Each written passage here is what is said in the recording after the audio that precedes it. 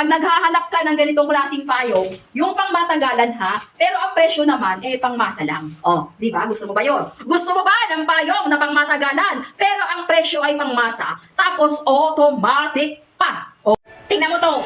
Tingnan mo to. Automatic na payong natin na hindi siya yung typical lang na payong lang. Tingnan mo po, Be. Be, tingnan mo buti ah. Oh, di ba? Eto ha, kung ang payong na ginagamit mo ngayon, wala pang ganito.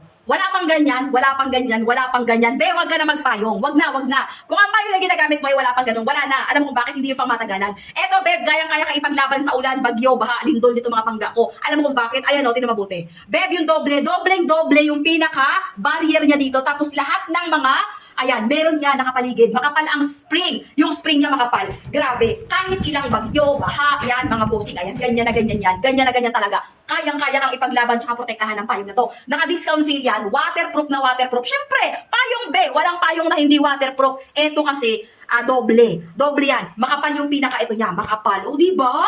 Tapos, ayan lang. Automatic yan. O, diba? O, sarado na. Ganun lang kadali. Tapos, sobrang gaan lang. Naku, naka-discount sale to ngayon. O, gusto mo na ganon?